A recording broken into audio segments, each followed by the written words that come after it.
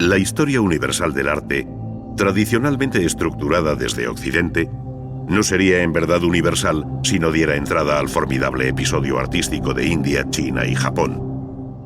Pero no solo a las manifestaciones artísticas de estas tres grandes culturas milenarias, sino a todas las que en su entorno componen una constelación a modo de satélites deudores, desde Afganistán, Cachemira y el Tíbet, hasta Corea, sin olvidar hacia el sur Tailandia, Laos, Camboya, Vietnam o la isla de Java en Indonesia. Si hubiera que señalar un común denominador en el despertar del arte en Asia, este papel le correspondería al budismo, que desde la India se extendió hacia Oriente, siguiendo las peregrinaciones de los monjes budistas y la famosa ruta comercial de la seda, que a través del Turquestán tantos intercambios culturales y artísticos favorecieron entre Oriente y Occidente.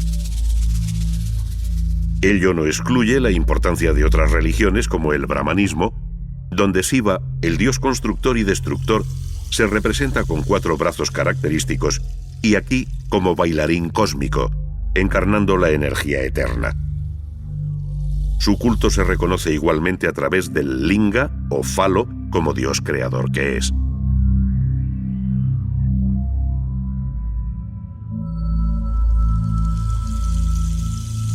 Lo cierto es que fue el budismo la religión que alumbró inicialmente originales formas arquitectónicas que, como la estupa, se identifican con él, pese a los cambios formales conocidos a lo largo del espacio y del tiempo.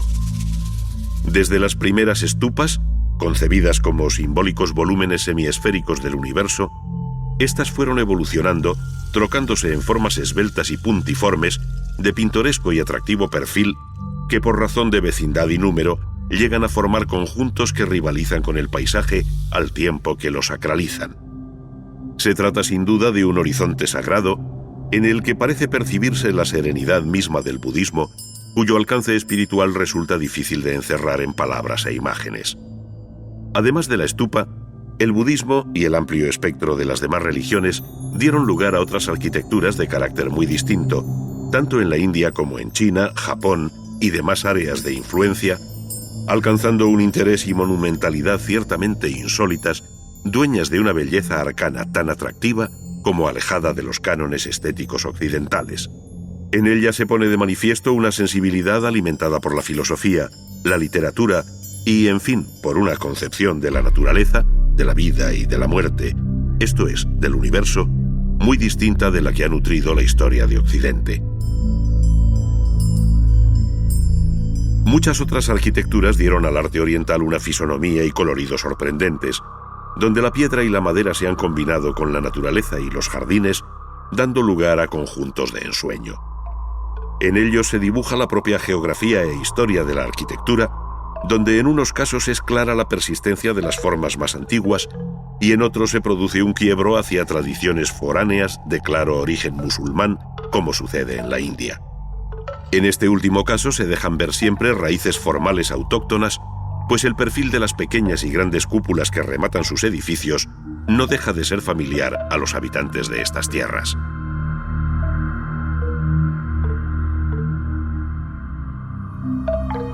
Tanto la escultura exenta como el relieve, en sus más tempranos y depurados ejemplos, giran igualmente en torno a temas religiosos, de procedencia budista y brahmánica, en los grandes santuarios de la India. Reposo extremo y enérgico vitalismo parecen resumir los dos extremos del relieve hindú, que conoció otros temas no religiosos con un sentido narrativo verdaderamente sorprendente. Así, algunas de las 120.000 estrofas del gran poema épico de la India, el Mahabharata, inspiró a muchos escultores cuyo nombre permanece en el más oscuro de los anonimatos, pero cuya obra resulta la mejor ilustración de una de las joyas de la literatura universal. Frente a esta ordenada disposición en frisos superpuestos, el famoso relieve de Mamallapuram, en Madrás, que representa el descenso del Ganges, ofrece una visión más libre y espontánea donde se hermanan la religión, la naturaleza y el arte. Se trata de una de las obras maestras de la escultura de la India, que forma parte de un estanque sagrado, supuestamente alimentado por las aguas del Ganges, que un manantial precipitaba desde lo alto de esta enorme peña de granito. Dioses, hombres y animales se acercan a sus orillas, ofreciendo una rica variedad de actitudes y movimientos que parecen compendiar lo mejor del arte drávida de la época Pallava. Además de los relieves, donde hombres y mujeres se muestran en actitudes estereotipadas, de formas llenas y con un vigor que parece prestado por la naturaleza, hay que mencionar la escultura exenta, siendo este sin duda el verdadero reino iconográfico de Buda. Se produce aquí un cambio sustancial en la representación que el artista hace de esta imagen de culto, de tal forma que, abandonando el naturalismo, propone siempre una imagen idealizada. Sentado o en pie, con la disciplinada serenidad interna que evidencia aquella perfección espiritual y unión con lo absoluto, Buda se muestra meditando o predicando, según se desprende de la posición de sus manos o mudra. Todos, absolutamente todos los detalles, posturas y gestos, hasta el más nimio, están cargados de contenido, tienen su nombre y obedecen a un inmenso mundo codificado que requiere una verdadera iniciación. Ello dio lugar a una auténtica estética budista que en los retratos del arte Khmer alcanzó cotas de un idealismo difícilmente superable y donde la paz interior rebasa su propia belleza artística.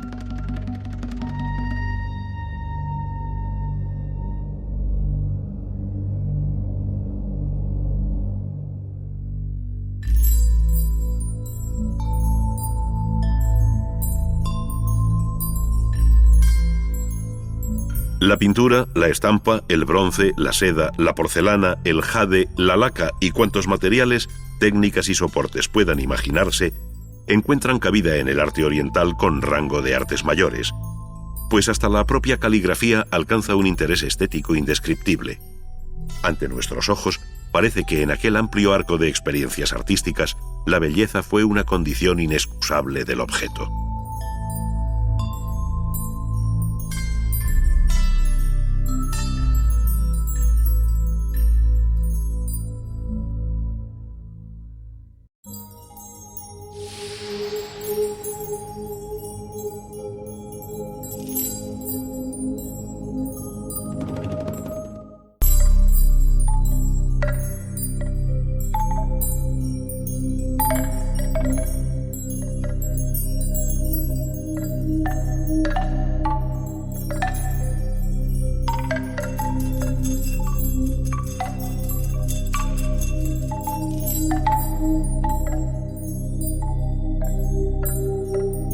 Si se dejan atrás los impresionantes testimonios vinculados a las milenarias ciudades septentrionales de Harappa y Mohenjo-Daro en el valle del río Indo, puede afirmarse que la historia del arte comienza definitivamente en la India en el siglo III a.C., con una dinastía, la de los Maurya, una capital, Pataliputra, la actual Patna sobre el río Ganges, un emperador, Asoka, y una religión, el budismo.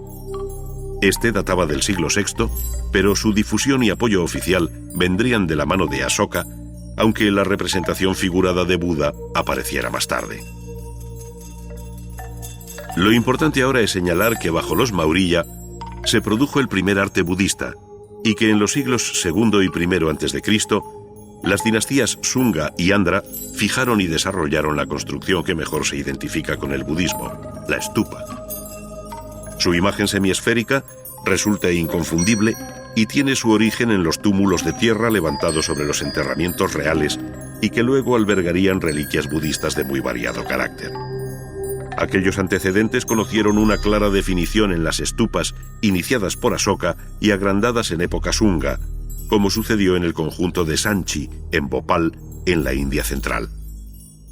La stupa consta de un túmulo semiesférico macizo, de piedra o ladrillo, llamado anda, asociado a la bóveda celestial. En la cima se sitúa el Dharmika, o pequeña plataforma donde viven los dioses por encima de la tierra, erigiéndose allí un curioso parasol o chhatra, símbolo de divina dignidad. La stupa aparece siempre rodeada de una cerca de piedra, o vedika, a cuyo interior se accede por 4 puertas monumentales en recodo, o torana, situadas sobre los 4 puntos cardinales, completando así el diagrama arquitectónico del cosmos. Las puertas de ingreso suelen decorarse con interesantes relieves de carácter religioso, concebidos como temas de meditación, donde intencionadamente se elude la presencia física de Buda, pero no los episodios de su rica hagiografía.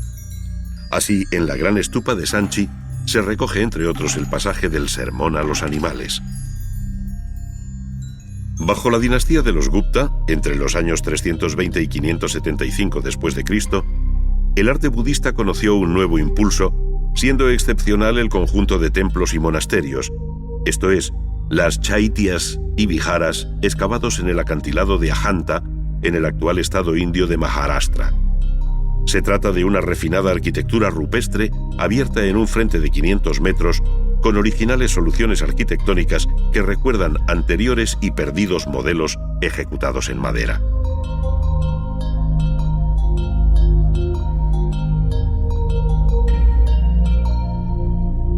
Las chaityas, con un pórtico de gran empaque, una generosa entrada de luz y ricos paños escultóricos sobre el atrio, tienen algo de estructura basilical abovedada.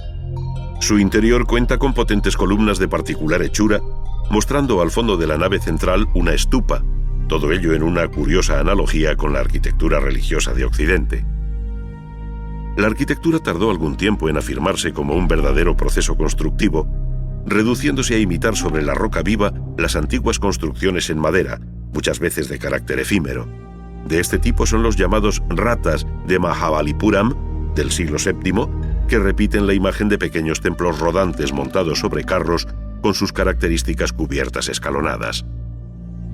No muy lejos de Ajanta se encuentra el Yora, un lugar de honda significación religiosa, al reunirse allí importantes testimonios arquitectónicos que acogieron por igual el budismo, el brahmanismo y el jainismo, las tres religiones más importantes de la India con anterioridad al Islam. Templos y monasterios excavados en la roca muestran nuevas formas arquitectónicas, destacando dentro de los templos brahmánicos el dedicado a Shiva bajo el nombre de Kailasa. Sus distintos elementos están tallados en la roca, dejando ver una supuesta construcción, cuando en realidad se trata de un templo esculpido sobre la roca, al igual que los relieves que lo decoran. La obra se debe a la iniciativa de Krishna I entre los años 756 y 773. Frente a esta actividad que durante siglos redujo la arquitectura de la India a una serie de monolitos labrados como colosales esculturas, al acercarse el año 1000, crecieron en la región de Orissa y en torno a Khajuraho una colección asombrosa de santuarios sólidamente construidos en piedra que se identifican con el templo hindú.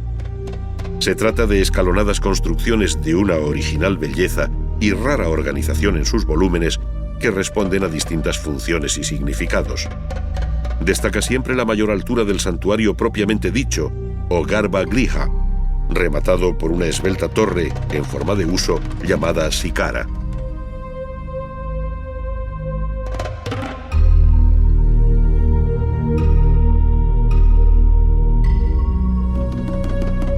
Todos estos cuerpos de arquitectura, tratados con un sentimiento repetitivo en sus elementos constructivos, se ven aliviados por una rica serie de relieves que recubren los exteriores, dando entrada a conocidas escenas de amor, donde el erotismo divinizado de los grupos enlaza con la energía creadora de la armonía universal emanada de Shiva y Vishnu, que con Brahma completan la tríada divina del vedismo.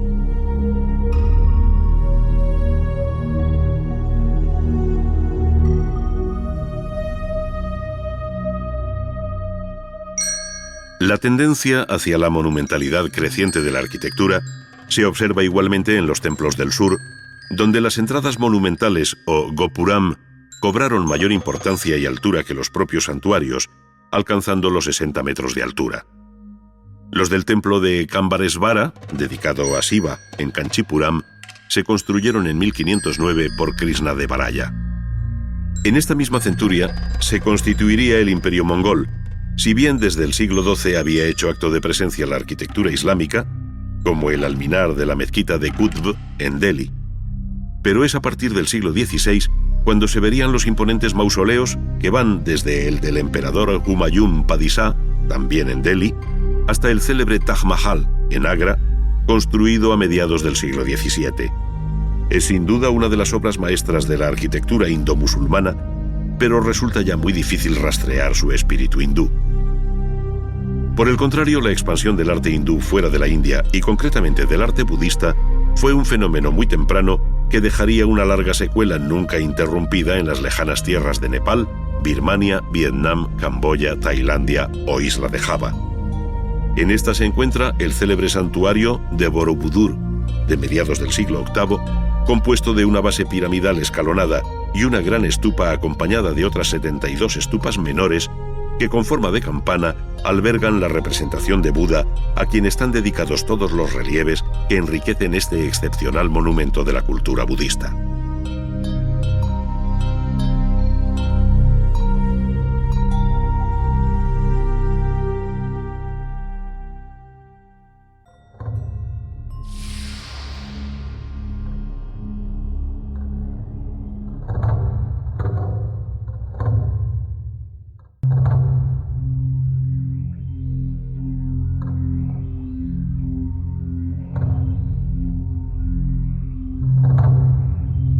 La imponente y serena imagen del gran Buda de Kamakura, fundida en bronce en 1252, habla muy alto, a pesar de su mutismo, de la importancia que alcanzó el budismo en Japón. La propia actitud de Buda, en su equilibrada paz y potente vida interior, parece visualizar algunos de los rasgos más sobresalientes de esta religión, que tiene en el santuario de Horyuji, en Nara, el más antiguo templo del budismo japonés. En el interior del Kondo, o Salón Dorado, recibe culto la tríada Saka, fundida en el año 623 bajo el período Asuka. Junto a él, y dentro del recinto monástico, se yergue su célebre pagoda de madera, de algo más de 30 metros, mostrando el atrevido y elegante vuelo decreciente de sus tejados.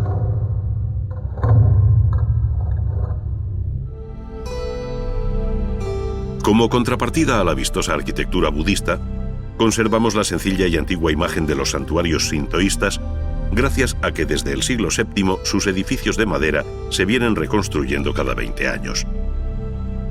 Sin embargo, el apoyo oficial del budismo fue creciente, y de aquí el empeño del emperador Shomu por construir el mayor monasterio budista visto hasta entonces, el Todai-ji de Nara, consagrado en el año 752 y tenido hoy por la mayor estructura de madera existente. Para su interior también quiso la más grande escultura de Buda en bronce, el Buda Vairocana. El monasterio de Todai-ji fue restaurado por el monje Chogen en los años finales del siglo XII, de quien nos ha llegado este excepcional retrato, obra cumbre de la escultura japonesa.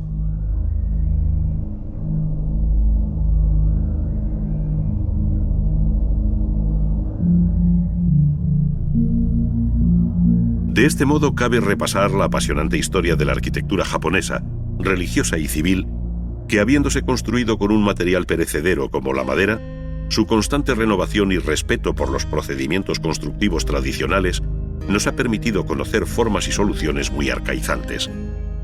Por esta razón, la arquitectura japonesa, a los ojos de un observador poco avisado, parece no cambiar de imagen a lo largo de los siglos, cuando en realidad tales cambios existen, siendo muy visible la tendencia barroca desde la simplicidad clásica y viceversa, por utilizar dos conceptos que en un movimiento pendular se dan en todas las culturas artísticas. Pero nada se habría dicho de la arquitectura nipona si no se mencionase su vinculación al paisaje, su relación y permanente diálogo con la naturaleza, tanto que sin esta simbiosis resulta difícil entender su disposición general, la amplitud de sus huecos o lo ameno de sus pórticos para caminar bajo ellos. Es más, junto al paisaje y el jardín natural, el budismo zen alumbró un jardín seco, el Kare Sansui, esto es, un jardín de piedra y arena que, tratada y dispuesta convenientemente, se asemeja a un mar cuyas ondas y oleaje se perciben en los bordes de sus rocas y colinas. Ello supone un cuasi sacerdotal cuidado y orden que se identifica con el pensamiento zen. Muchos de estos jardines datan del siglo XV y, si bien han sido renovados posteriormente en varias ocasiones, conservan aún su imperecedero espíritu. Jardines de contemplación, jardines para la meditación.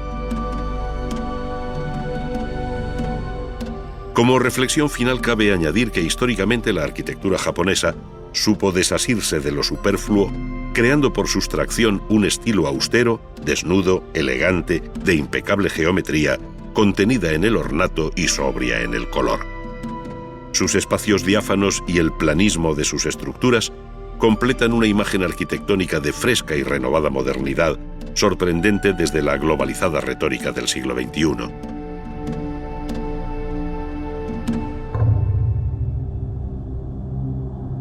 Los pliegues más sensibles del alma japonesa se recogen muy probablemente en la pintura, pero sobre todo en el grabado. Con la arquitectura y el jardín, completan la aportación más notable de este pueblo a la historia universal del arte.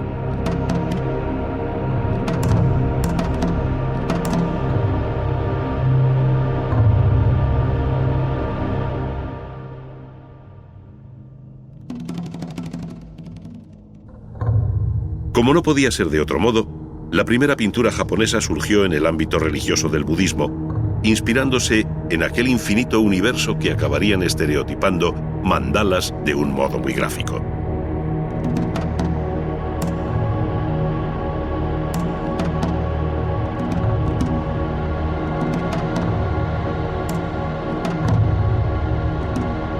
Entre las muestras más antiguas se encuentran tanto las dañadas pinturas murales del santuario de Horyuji del siglo VII, como las miniaturas sobre papel que ilustran la sutra de las causas y de los efectos.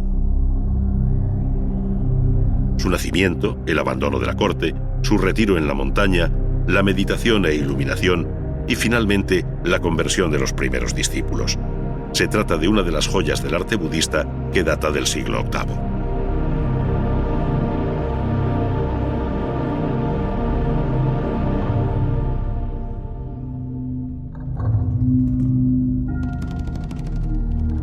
Otra de las obras maestras es la ilustración también de un emmaki, o rollo horizontal de papel, en el que se recoge la historia de Genji, de la primera mitad del siglo XII. El alcance profano del texto dio lugar a todo un género pictórico conocido con el nombre de Yamato-e.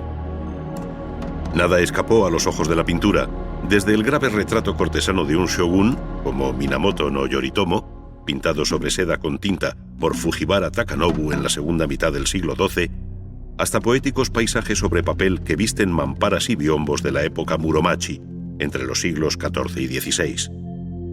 Para entonces la pintura ya se había liberado del apoyo literario de un texto para ser ella misma, pintura, y los artistas, firmando su obra, hicieron salir a esta de un secular anonimato. Es más, los nombres de los pintores alcanzan en ocasiones a varias generaciones de una misma familia, formando verdaderas dinastías, como sucede con los Kano a lo largo de los siglos XVII y XVIII.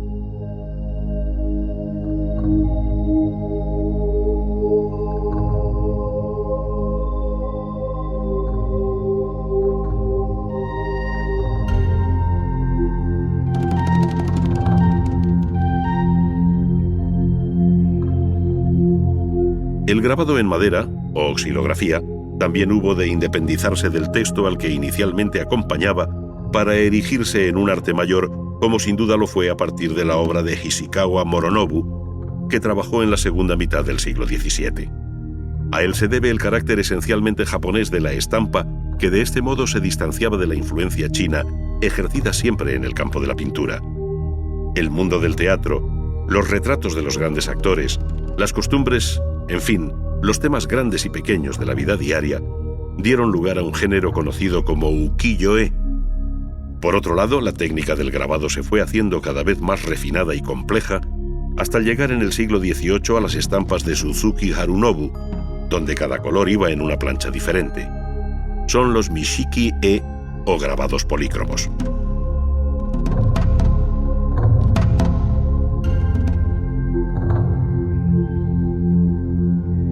Elegancia en la composición y delicadeza en el trazo y el color son dos constantes que quedaron en la estampa japonesa, cuya historia se cierra en el siglo XVIII y principios del XIX con Utamaru, Hokusai y Hiroshige.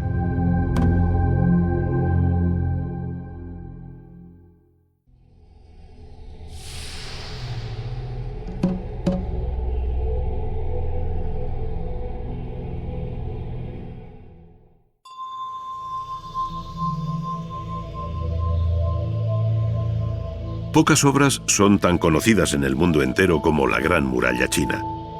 Su recorrido por el accidentado paisaje parece resumir la larga historia de este pueblo con sus altos y bajos, la extensa realidad de su geografía y el refinamiento de su cultura.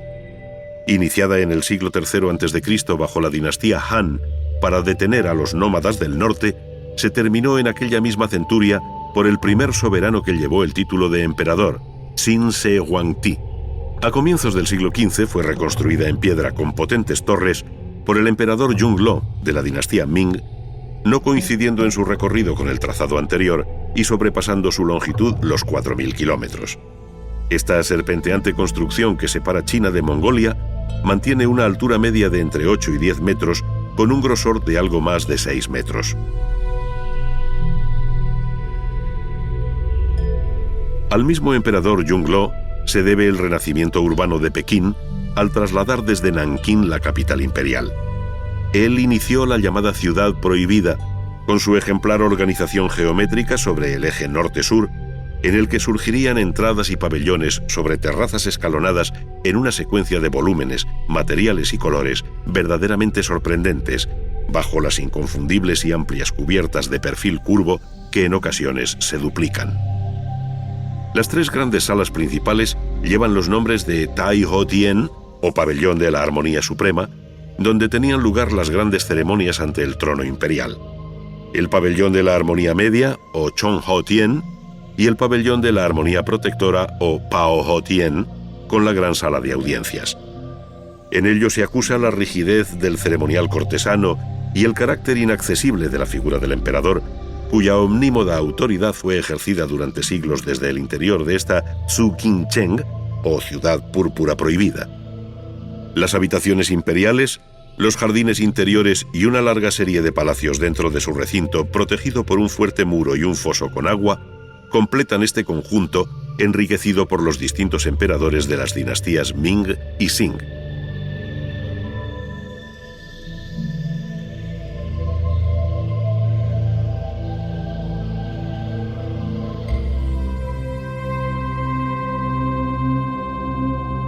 Al suroeste de la ciudad, Yongle hizo levantar el Templo del Cielo, de original planta circular y 3 alturas, que destruido por un incendio en 1889, se reconstruyó siguiendo su primitivo aspecto.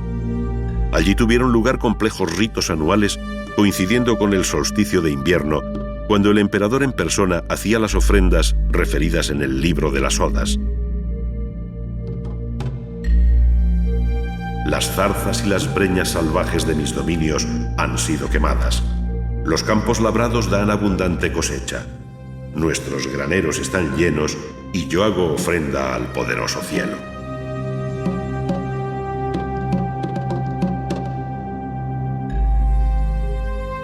El budismo conoció su edad de oro en China entre los siglos IV y X, conservándose impresionantes testimonios de arquitectura y escultura rupestres en las grutas de Yungang y Longmen. Las figuras de Buda sedente hablan de aquel momento en que el confucianismo y el taoísmo se vieron temporalmente postergados por esta religión ecuménica que, procedente de la India, encontró firme apoyo en la dinastía Tang. Pero no solo fueron los templos excavados en la roca. La arquitectura religiosa en China ofreció un modelo inédito, la pagoda. Su imagen torreada resulta inconfundible en el paisaje por el escalonamiento y repetición de sus distintos cuerpos, que con el paso del tiempo se fue haciendo más esbelta y elegante. En su construcción se utilizó la piedra, pero sobre todo el ladrillo y la madera, alcanzando un gran refinamiento algunos ejemplos que han sobrevivido hasta nuestro tiempo, como la de Sakyamuni, de Fogongxi, en Xinxiang. Su planta octogonal multiplica los quiebros, luces y sombras, tanto vertical como horizontalmente, dando lugar a una atractiva torre que es en sí misma un auténtico belvedere sobre el paisaje. Por esta razón, no es de extrañar que en el siglo XVIII los paisajistas europeos incorporaran la pagoda a sus pintorescos jardines, soslayando el significado budista que alberga en su interior.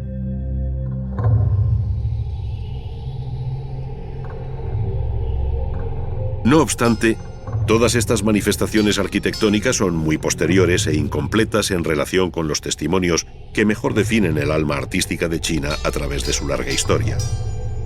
Materiales como el jade, el bronce o la porcelana han perpetuado los matices más sutiles de la creación china, donde el material, la forma y el color conducen a un universo de significados de hondo alcance religioso poético sin parangón posible en el arte occidental.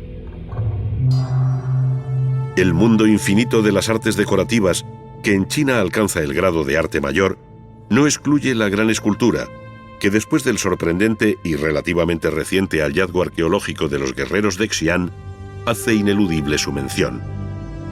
Nada hay semejante en toda la historia universal de la escultura a este conjunto de guerreros que llenan las fosas que preceden a unas perdidas tumbas túmulo en Xi'an.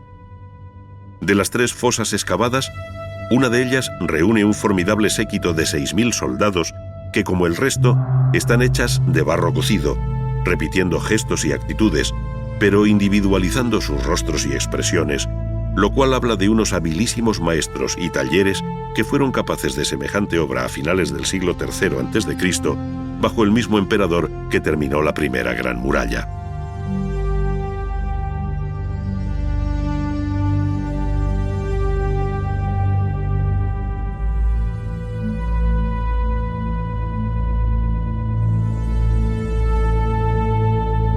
En la pintura es donde probablemente se encuentran los pliegues más delicados e íntimos de la estética china, a los que contribuye de forma decisiva los textos y la propia caligrafía que la acompañan.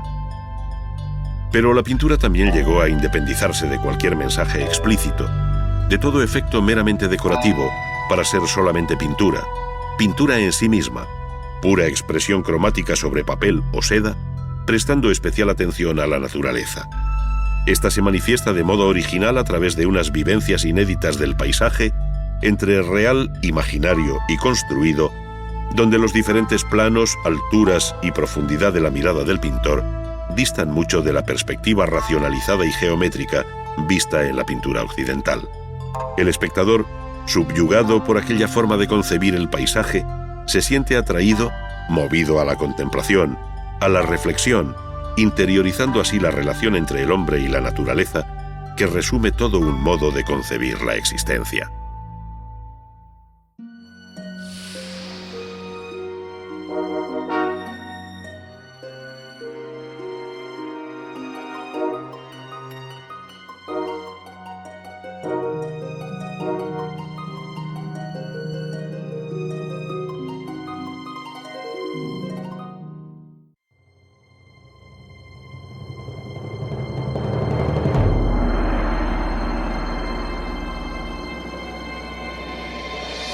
Se conoce con el nombre de Edad del Hierro a una etapa de la historia en la que este metal y sus aplicaciones representaron un progreso cierto sobre la anterior Edad de Piedra.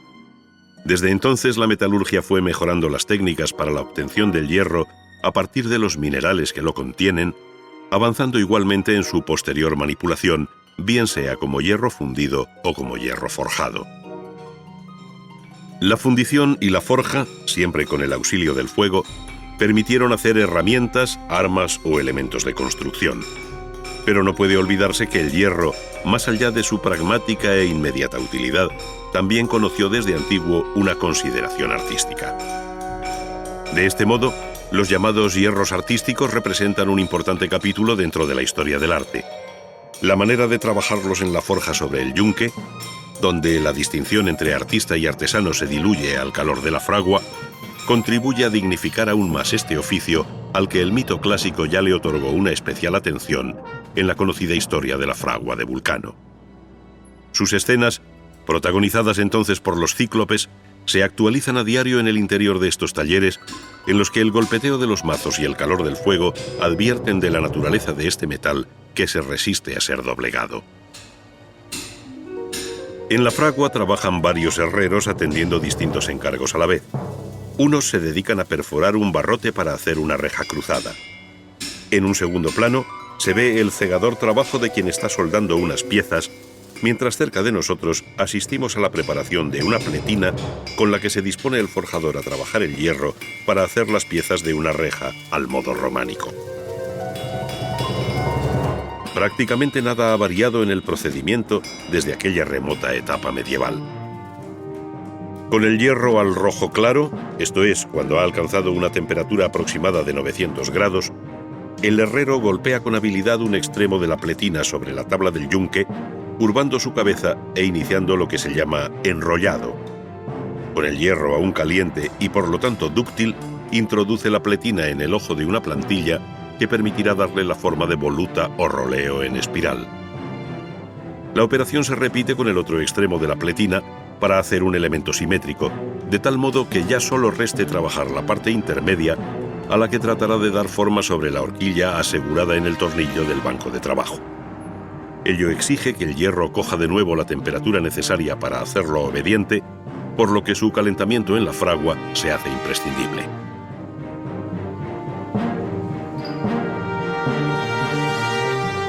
Poco a poco se van haciendo los adornos menores y las correspondientes abrazaderas que servirán para enlazar las piezas entre sí y éstas con el armazón y marco general. Con una pletina al rojo sobre la estampa o plantilla que el forjador ha fijado sobre el agujero cuadrado del yunque, se pliega golpeándola hasta embutirla y conseguir la forma de U cuadrada que una vez enfriada se retirará con una tenaza plana para abrazar todos los hierros hasta entonces sueltos. Otros trabajos menos delicados, como el doblado en caliente de un barrote, van completando la labor preparatoria de la reja.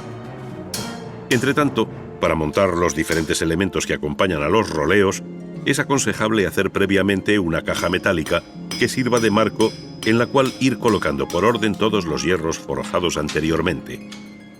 En el centro del fondo de la plancha se ha previsto un hueco para poder plegar luego la abrazadera central por su parte posterior, de tal modo que al extraer estos motivos con forma de Cs contrapuestas, salgan como una unidad para incorporarse al bastidor general. Allí se sumará a otras formas análogas hasta tupir la reja y producir el bello efecto que muestran estos hierros artísticos del siglo XII.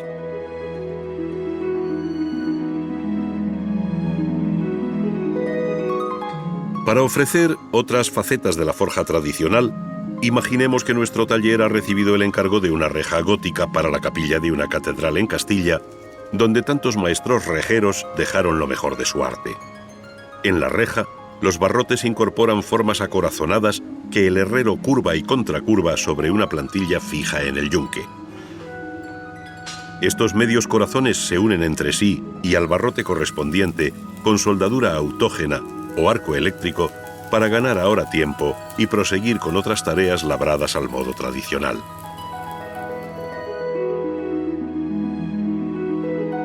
Cada uno de los barrotes lleva una basa que le servirá de asiento sobre el marco de la reja. Con martillos destajadores, martillos formones y de degüello, así como con estampas y tajaderas que se fijan sobre el yunque, se realizan una serie de operaciones tanto en caliente como en frío que dan forma a la basa.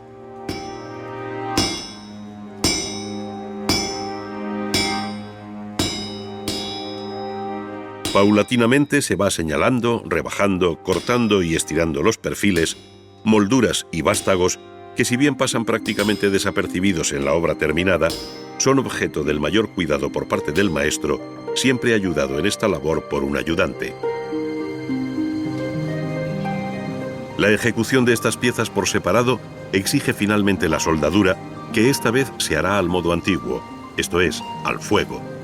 Tras preparar las dos zonas de unión, lo que se llama cebar los extremos a unir, se calientan hasta que el hierro alcanza el color blanco, el punto máximo que puede alcanzar para ser forjado a unos 1400 grados.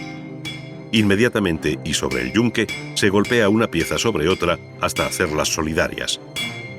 Soldadas las basas y capiteles, las formas acorazonadas y los rombos abiertos, vemos la grata composición final en la que se ha buscado la simetría y el ritmo en la distribución de sus motivos.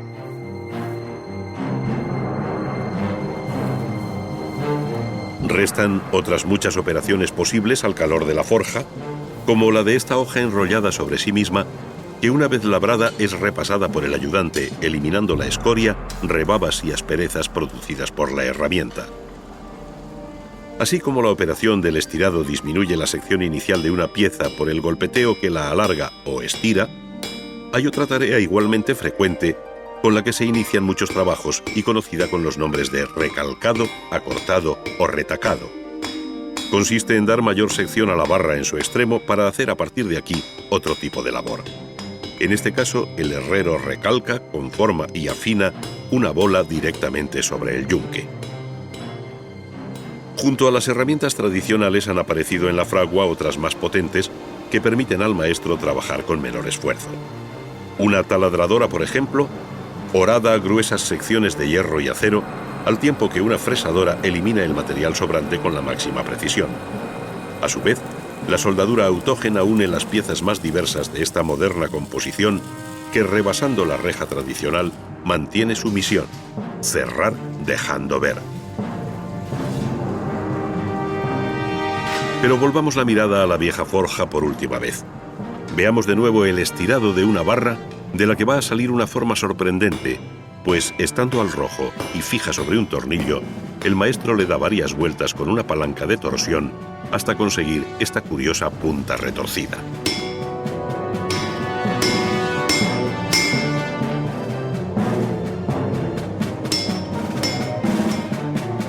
Una vez cortada la barra en la medida que se precisa, se unirá a otras similares para, por ejemplo, coronar una de las muchas obras en hierro forjado con las que Gaudí enriqueció su arquitectura, tal y como sucede en la Casa de los Botines de León. De este modo, el trabajo en la fragua no conoce límites, ni en el tiempo, ni en el espacio, ni en sus posibilidades de expresión artística.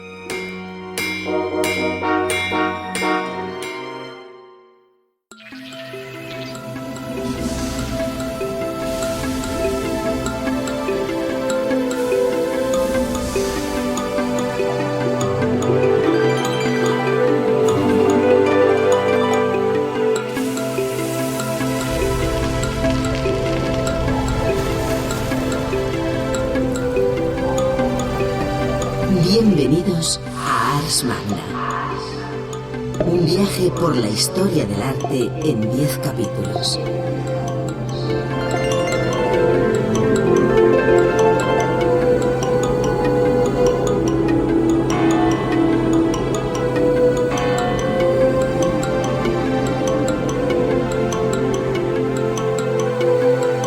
A través de sus contenidos podrán recorrer la evolución de las diferentes disciplinas artísticas,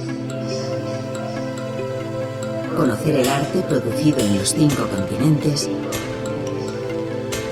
y descubrir las técnicas empleadas por pintores, escultores, artesanos y constructores.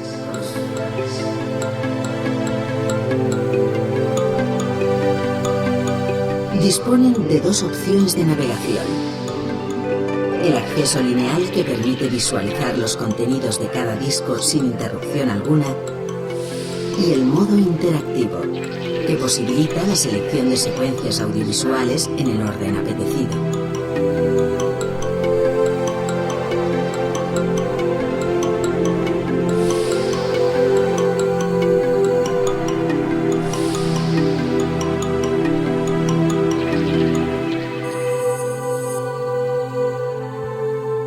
Sumando a distancia les permitirá recorrer y seleccionar las opciones dispuestas en los distintos menús.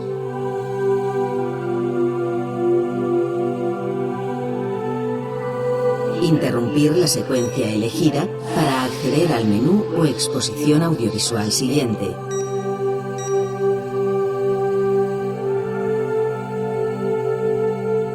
Cambiar el idioma de consulta sin interrumpir la secuencia en curso. Change the language sense interrompre la seqüència en curs. Y manejar su lector DVD como cualquier aparato de vídeo doméstico.